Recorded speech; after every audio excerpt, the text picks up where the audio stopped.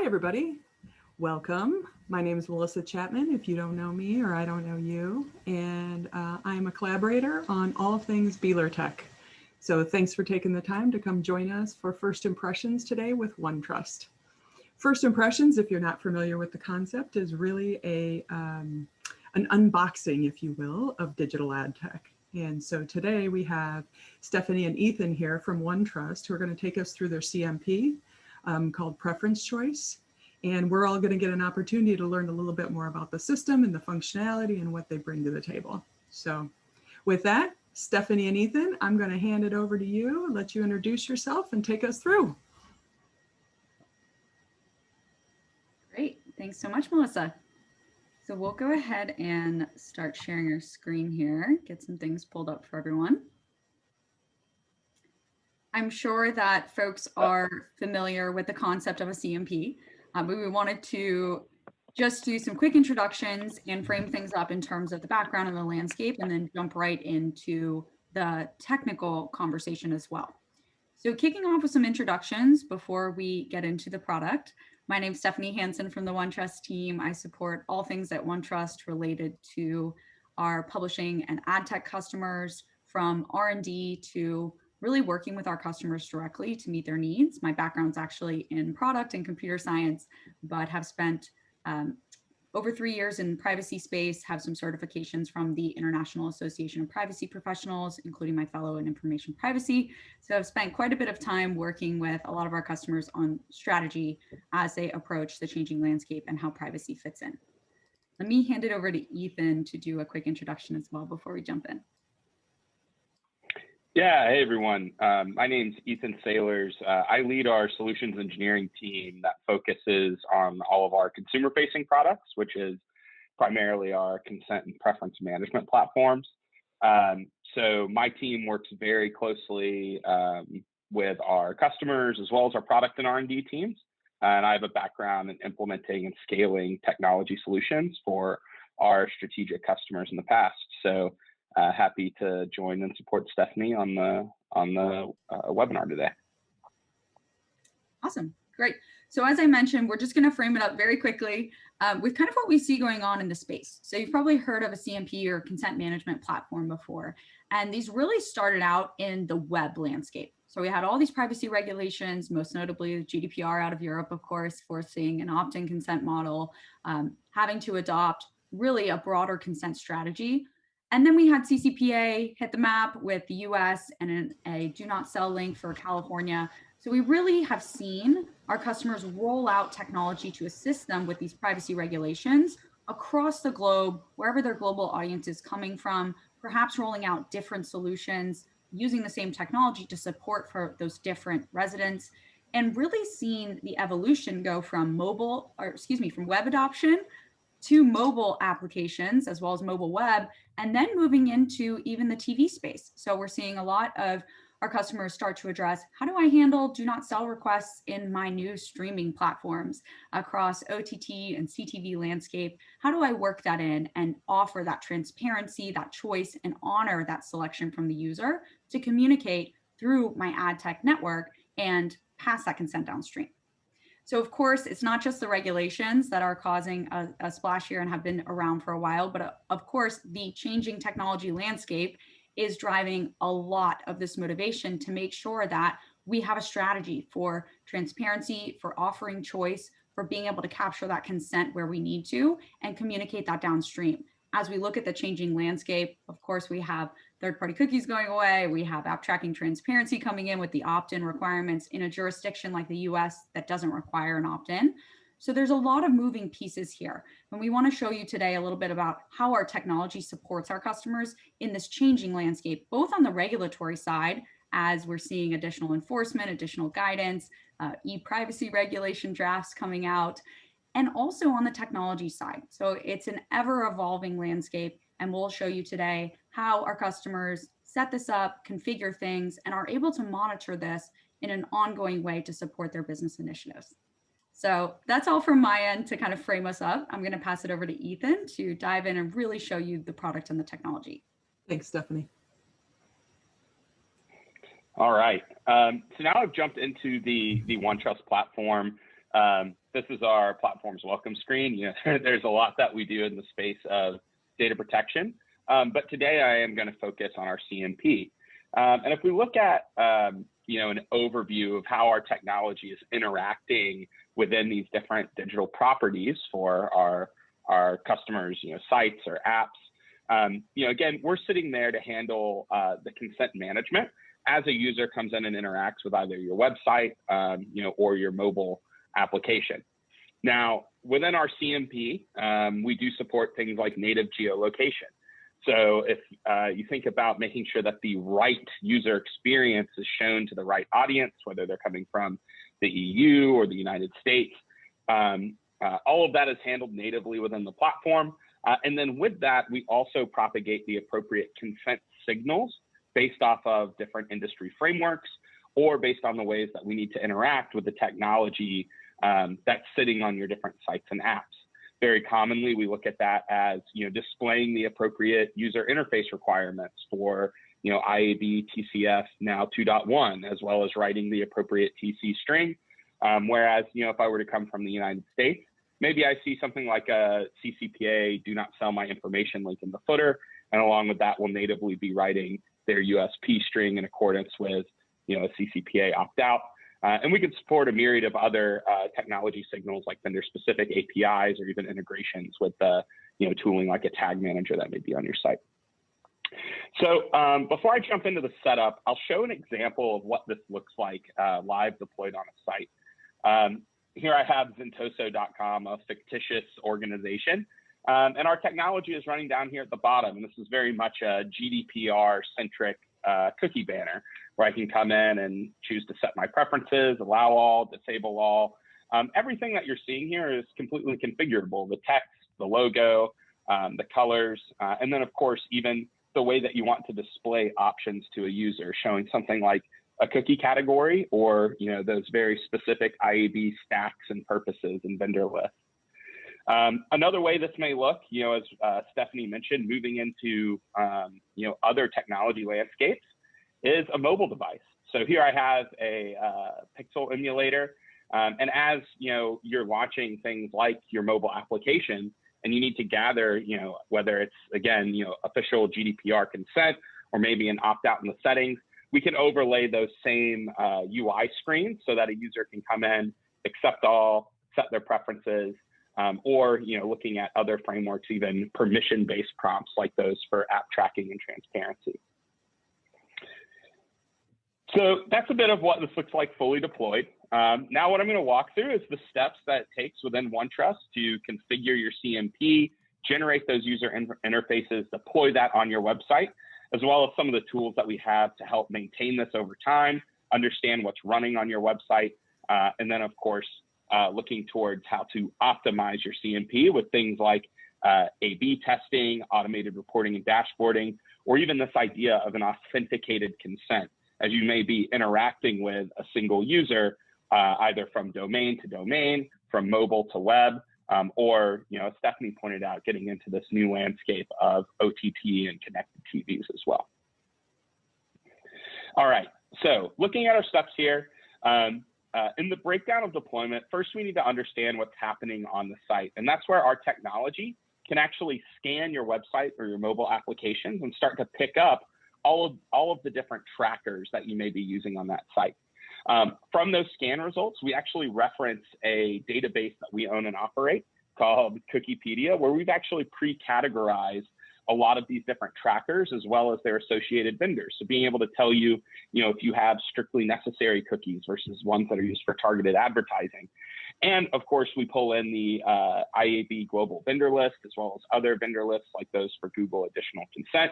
So you can really identify and manage those third parties, because those are the third parties that we're going to need to communicate with if we're trying to broadcast an appropriate consent or opt out. So I'll go ahead and jump back into the technology. And as I said, one of the first steps here is you can come in and scan your website. Within the tool, I can actually, with the click of a button, kick off an audit. And I have additional controls I can make if I needed to do things like target a specific subdomain, or maybe I just want to automate this over time so that you're not having to come in and manually re-audit your site. Now, as that's done, OneTrust will actually return a lot of great information around those different trackers that we've picked up. Very commonly, we look at cookies and how those may be distributed across specific categories of processing, like strictly necessary, analytics, targeting, social media. But we'll also bring back things like the tags that may be deploying these, or even the vendors and hosts that are providing these different trackers onto your site. Now, in this case, I looked at a website audit, but one of the areas that our publishing clients find a lot of value is that this is also where they can manage audits for their mobile applications or even those OTT apps all in one place. So if you think about creating a standard user experience while also managing compliance for all of these areas where you may be picking up and transferring user data, you have one central area where you can manage all of that within the OneTrust CMP.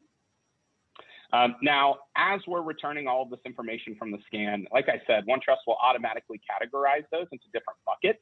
And that could be cookies if we're thinking about the web, even bringing back the different SDKs and third parties that may provide them. And then when you start to deliver the ability to turn on and off these different purposes, all of that is managed in one place as well. So you can actually control the different disclosures and descriptions that you need to show to your audience if they're coming in and needing to, opt in and out to any of these different purposes. And then, of course, if you're leveraging, an industry framework like the IAB, we sync this back with the global vendor list so that you can manage all of those in one place. And we even give you the ability to click into a little bit more details here. And you can actually curate different lists based off of the vendors that you use from IAB. So all of this in one area for you to control. And then this will also affect what we display within something like that preference center as a user may want to come in and set their preferences. So Ethan, thank you. So from my engineering team perspective, what do they have to do? Because that was a lot, between the scanning and the representing what somebody sees on the site. What does the engineering team have to implement? Yeah, exactly. So we will get to that piece. Essentially, okay. As you're setting up all these configurations that I'm showing, we'll generate a JavaScript or an SDK for you. But when you think about, this initial audit or pulling in this information, this is really where we see a combination of engineering as well as digital and compliance teams, because you can build this into the release cycle for updates to your website, right? You can start to say, hey, as you're pushing updates and you may push new tags or a new pixel, we still have requirements we have to make in terms of disclosing that. So we can make sure that the OneTrust scanner picks that up as all of this is being pushed to the site. And then, of course, from the actual deployment, I'll show you in a second how all of these different toggles that you're turning on and off, OneTrust will bundle that into a specific script tag that your engineering team can deploy on So your it's site. just one tag. Yeah, and if I can add to that, Melissa, the real benefit of scanning for the engineering team is that it saves them time. Is that their team, they don't have to sit down with their teams internally and say, here's everything that we've done. They can have the scan really kick that off, and then they can fill in the gaps from there. So that's the best part for the engineering team on the first step, is that it saves time to where they don't have to get involved in the process until a little bit later on. Got it. Nope, that's great. Thank you. Yeah. All right, so we've talked about the initial stage of understanding what's going on your site. Now we'll talk about some of the ways that you can actually define that user experience and control what different audiences are going to see as they're interacting with the OneTrust CMP.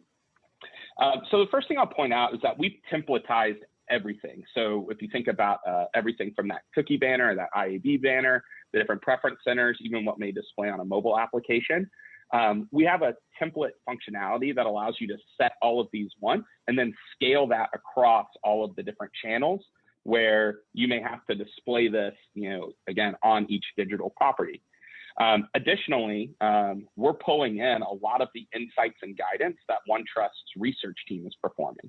So if you think about emerging laws, specific jurisdictional requirements, or even the team that we do with industry organizations like the IAB, we're not putting it on you to determine, what are the specific UI components for a TCF 2.1 banner. All of that's templatized within the tool. So when you're setting this up, you can actually select the framework you want to use, And then OneTrust will automatically generate that for you as the initial baseline of what you can configure. Now from here, I also have controls over what I want this layout to be. If I want to do something like, a center tile versus that classic banner that we may see at the bottom of a site. Right. I also have controls over the different styling options that I may want for different brand points, like those colors, the text, and then for frameworks like the IAB. Of course, I can come in here and actually control the content and the copy and those IAB stacks, all with point and click. So when you think about change management, or even just the different teams that may need to be involved with this process, you're not having to deliver some type of guidelines to your engineering team and have them configure this. Your compliance and digital teams can manage all of this with button clicks within the OneTrust admin console and then push that out to the website. You'll actually see we even give you the guidelines for some of these frameworks directly through the UI. So you're not having to log into OneTrust, look at the IAB specs and try and rectify all of that on your own. Now, again, there's usually going to be a different user experience based off of jurisdictional requirements. And within OneTrust, we also have native geolocation capabilities as well, so that you're not showing that huge banner to someone coming from the US where there's not an opt-in consent requirement. Generally, if we were to break these down into broad categories, we see a lot of folks sometimes take a notice-only approach if there's not a requirement for an opt-out or consent. Also, commonly here in the US, we'll see an opt-out consent mode where everything's toggled on by default, but maybe they opt out to that banner or a link in the footer. Right. And then when there are regions with opt-in requirements, that's where we see things like either an implied consent or a strict opt-in consent model where everything is held as the user hits the site. And then as they click accept or toggle on specific categories, we allow those different analytics tags to fire or specific processing to occur on the page. Here's an example of what this looks like when I'm actually configuring OneTrust. This is our geolocation rules tab of our toolbar. And as you can see, I can come in, set my different regions, and then determine which one of those templates that I've created I want to display to the user. So this is, again, where we productize a lot of the different configuration steps. So if I don't want to show a banner, I can just check a box. Or even if I want to be able to bring in a browser-based signal, like a do not track signal, all of these are just button clicks for me within the tool. So Ethan, that made a lot of sense. I just kind of want to say it back a little bit. So globally, you're covering the various compliance needs. You're also covering the various frameworks. You're giving me options to configure, but you're giving me templates to start with. Because, I love the idea of having my own creativity and my being able to do all customization myself, but there's so much here to do. It feels a little overwhelming. So it feels like all of that's built in, and then I can go tweak it to whatever level I would like to. Yeah, you're Okay. spot on. Okay. So what we want to make sure is, if there's an emerging law, we give you a baseline with all of the components that you need to say, all right, I can readily deploy this. But, there's varying degrees of customization that our customers take. A lot of the times people actually use our out-of-the-box language. However, we have some customers that are very focused on their brand and what they're displaying on those websites. And beyond just, changing colors and changing a logo, we even allow you to do things like load in a custom style sheet or custom CSS. Okay. So the ability to configure, it's really up to how far your digital marketing team wants to take it, with how far they want to control that brand experience from what we have out of the box.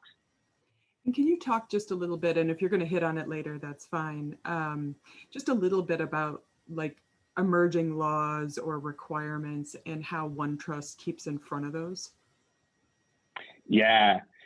So OneTrust actually owns and operates Data Guidance, which is one of the largest regulatory research databases in the world. And with that, we have about 50-person in-house analyst team that is specialized in laws across the world. So everything from a law that's going into effect to enforcement decisions to comparisons between all of these. They're bringing together all of that research and then delivering it to the broader team. And then with that, we also have one of the largest product and R&D teams in the space. So we're able to very quickly take, a small requirement that may be in a privacy law, translate that into a toggle that's within the UI of our admin console that I'm showing you. And then that is then published to what's actually running on your site so that the CMP will react appropriately without you having to do an engineering effort. It's really just us saying, hey, here's a new update, click the button, publish it out, and now you're covered in respect to the specific regulation. That's great, because it feels like, to me, from a publisher perspective, what part of what you're buying is monitoring what the heck's going around, right? Because it's hard to keep up with the entire world and all the requirements. So, okay, nope, that's great. Thank you. Yeah, and that's where Stephanie also does a lot of work, outside of just what we're getting from a regulatory perspective. A lot of this is new and changing. So I think that's also where our large customer base and community also really comes together, because we can say, hey, outside of what the specific requirement is, this is also just an industry best practice that we're able to see across, the hundreds of thousands of websites that we're deployed on. Got it. Yeah. All right, so now we'll get back to your first question. What's the engineering effort of deploying all of this? We've showed the scanning, we've showed configuring the setup. Now let's talk about how to actually get this running on your site. So within the tool, there's actually an area where you can manage the different scripts that need to go out on your website. So if I'm thinking about web, I can click into one of these, and this is where I can see the specific script tag that needs to be deployed. And this is also where I can publish out any of those changes. So if I need to come in, make an update, again, all of this is point and click from my side, and then I can confirm this and publish it out to the site. And of course, we have plenty of other configurations that can be made, even down to just our language detection and multilingual settings of how this is going to display to different individuals. Now, as this is done, I'm able to see who's published what. I'll also have test scripts. So for your engineering teams, if they like to push this into QA before going to their production site, they can manage those agnostically of each other.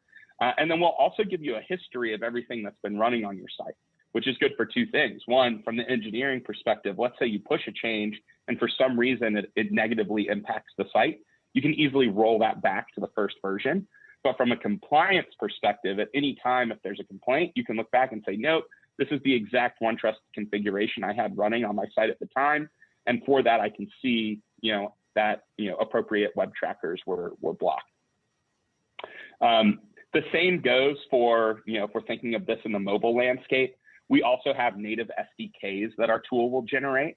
So everything from, an Android application to an iOS application to even if we're thinking about CTV, Apple TV, Fire Stick, Roku, we have native SDKs that are generated based off of those configuration settings, again, right in the tool, and those can be downloaded and then deployed into your app platforms as well. Got it. Thank you. Yeah. All right. So we've talked about the setup, right? Scanning, configuration, deployment. But a big piece of this is being able to optimize what's running on your site, whether that's from a standpoint of just understanding, how we can get more opt-ins or less opt-outs, to even, updating and maintaining a very unified user experience. So one of the first areas when we think about optimization comes within all of the analytics and reporting that OneTrust will do natively. And one of the areas that we've really been able to help our customers is with A/B testing different variants of what's shown on the screen. So being able to determine for a specific website or for a specific region, what do my users care about? And they can test this based off of different variants from everything like the location of that banner, if it's at the bottom or in the middle, to the copy that's on the screen. So what's the text that I'm showing them? Or to just what are my call to action? Is my button a big accept all button, or is it, an I agree button? All of this can be tested within the tool. You can get a lot of good insights on, what your opt-in and what your opt-out rates are. So within the tool, of course, we have native dashboarding. And as I said, this can be filtered by template, by region, by country, by website. You'll be able to see what purposes are individuals opting into. Are people clicking accept all or reject all? Are they not interacting with the banner altogether and just moving forward? And then from a regulatory compliance standpoint, we'll also keep very granular consent logs so that if you need to demonstrate to a regulator that you've been gathering effective consent, you can do that as well. And all of this information is filterable. You can change, the specific columns that you're looking at, and you can export it with the click of a button. That's great. Going back to just some of the internal reporting, so less about the compliance, but more the reporting internally, right? The questions that are always asked by management are how many people are opting in and out, right? So I think that's fantastic. I did have a question about the A/B testing, and that is, do you find that there's some best practices around language, or does it really vary by publisher and publisher type, or even part of the world? Yeah, I can probably jump in and take that one, Melissa. So yes, first of all, it absolutely varies by different part of the world. So just like we have, cultural norms, especially in data privacy, I think cultural behavior is such an important part. So the way that you detail things out, some jurisdictions want things laid out a lot more literally than others. Some publishers do go with a more kind of on-brand approach, working in more fun language or explaining a little bit about what's going on.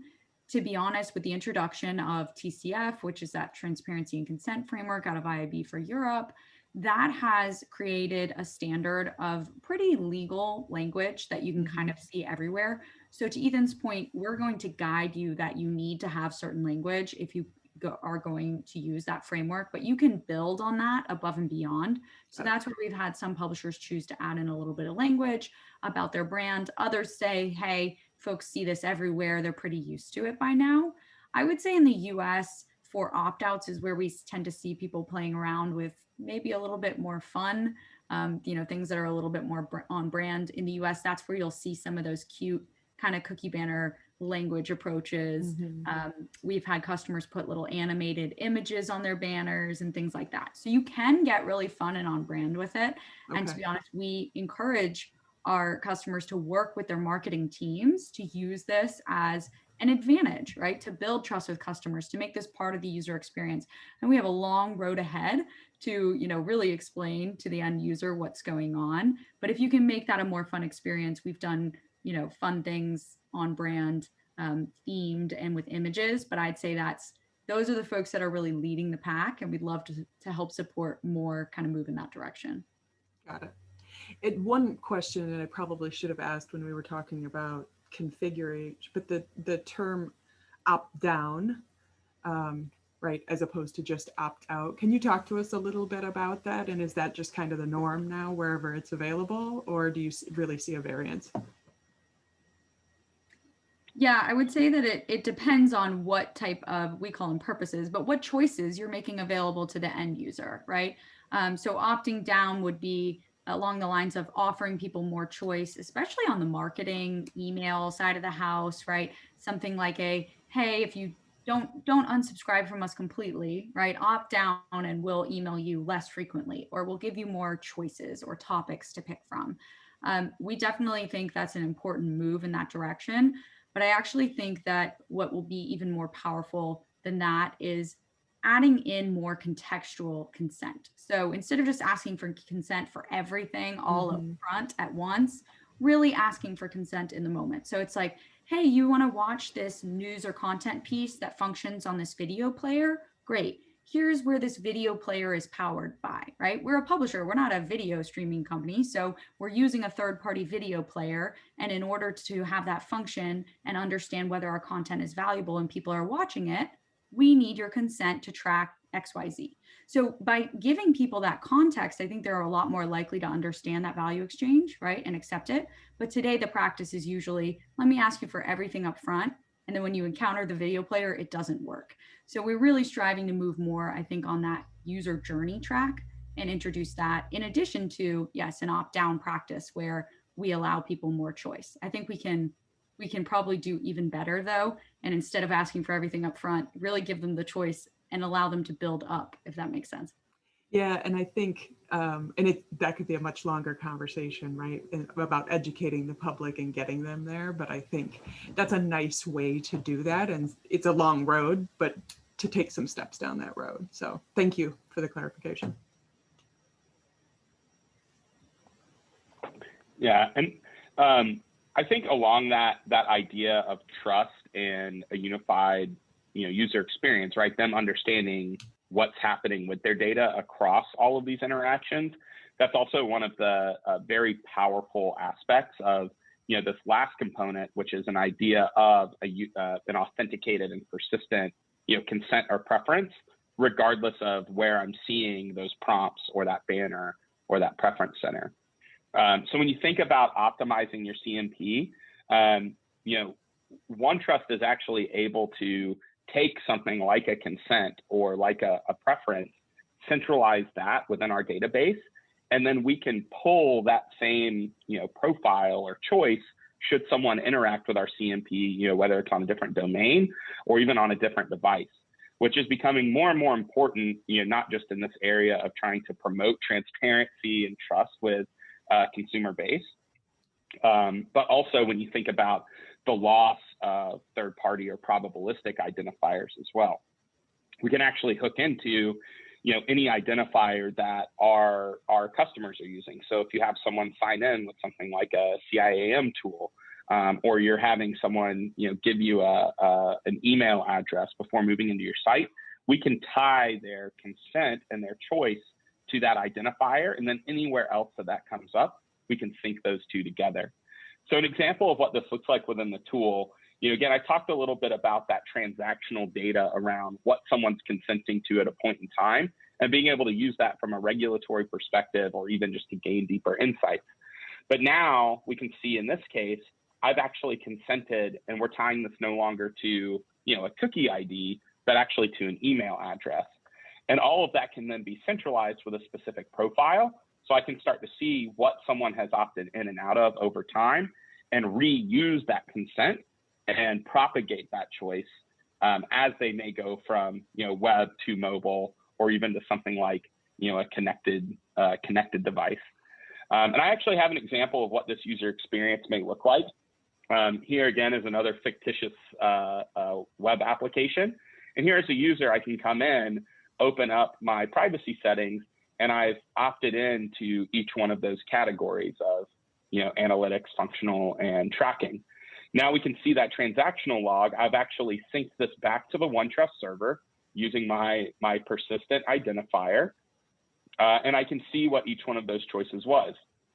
Well, now if I go into the mobile landscape, here I have an iPhone emulator.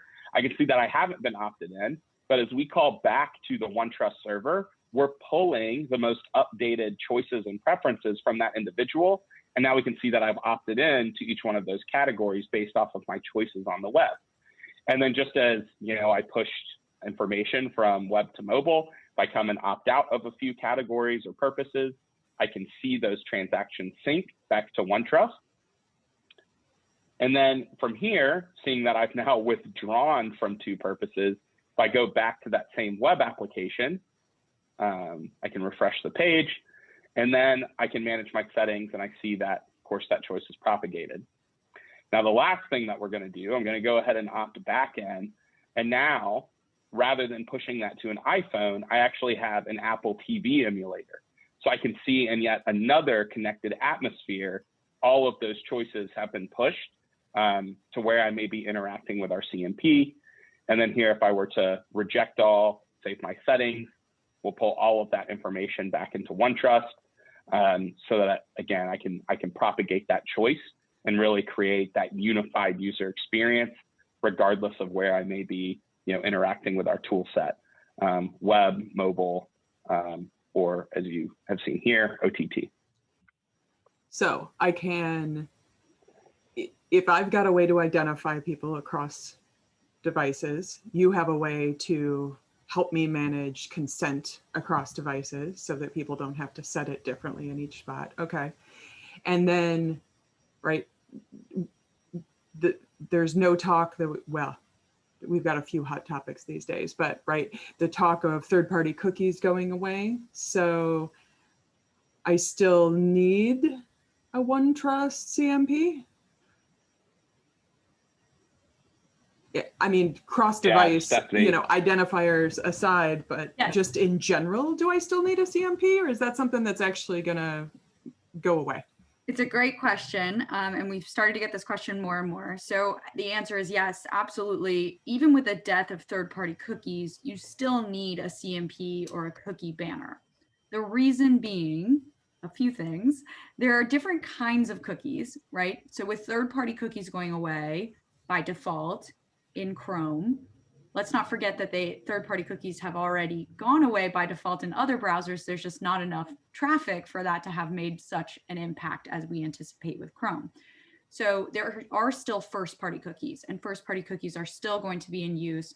Further, more importantly, there's still data collection and sharing of data with third parties. So third-party cookies are just one technical mechanism to store that data, to pass that data and communicate it. So with the removal of third-party cookies, we're still interfacing with third parties to share data. It's just changing how we can do that.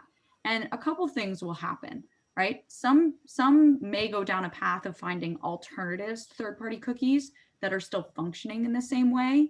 And that's going to be a bit of a game of whack-a-mole as piece by piece, device storage takes on that role, and then device storage gets shut down, and et cetera, right? So perhaps a more long-term approach might be to come up with a solution to sort of think about this in a different way, right? And that's why you start to have different solutions coming out, like, should we think about capturing more first-party data ourselves, right?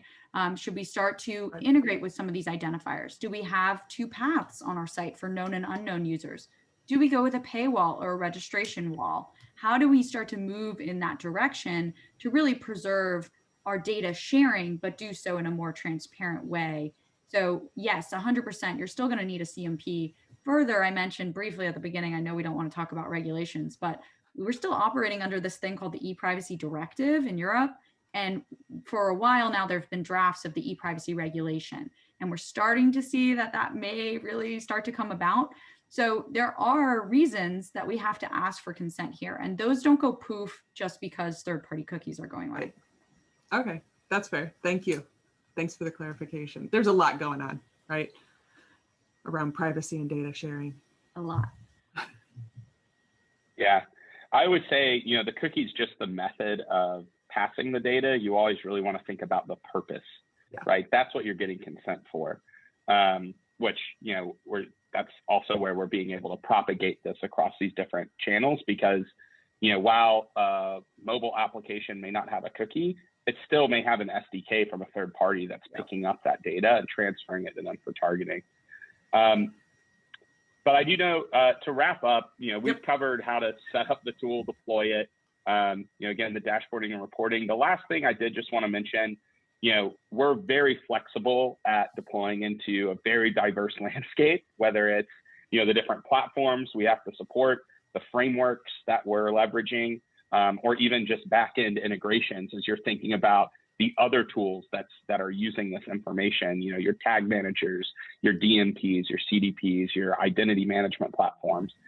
So we're very flexible there. And, if there's a logo for anyone that's watching this that you use that's on the slide, chances are we can support it.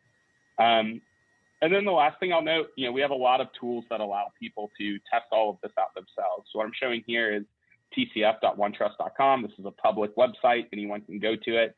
And it's actually where you can see a specific TCF banner, show the purposes, look at what this may be like in a preference center. But then at the same time, you can actually test the different calls that are made from our CMP and see what those outputs and responses look like directly here on the web. So great tool that you can use. And again, it's a free site, tcf.onetrust.com you can go to. And then, of course, we also have a lot of great resources on our website as well, preferencechoice.com. We have an entire section specifically for publishers and our solutions for them, as well as blog posts and other content here as well. No, that's great. And we can even include the link for folks about the test site. So people can have access to it in addition in the content at the bottom. So how can folks, what's the best way to reach you? Is it coming through the site here? Yeah, it depends on what you're looking for. So if you want to request a demo, get access to a trial, really use the product based on what Ethan shared today, 100% filling this out on the website at preferencechoice.com, request a demo, a free trial. That is the lightning fastest way to get into the tool. If you have a question for us, hey, what's going on with app tracking transparency? How does that play into your mobile SDK? What should I know about XYZ? Here's a unique position my team's in. We want to get on the phone and talk first party data strategy, all of those kinds of things. Honestly, we'd love to hear from you directly. So at the risk of flooding our inboxes, I'm always available to set up time to have conversation. I specialize, as I said, just in working with our publisher customers. So I really dedicate 100% of my time to this industry. And I'm happy to have anyone drop me a note at shanson@onetrust.com. So Melissa, I don't know if you guys Perfect. share emails, but you can share my email. Things can land in my inbox. I promise I will get you in the right hands at OneTrust.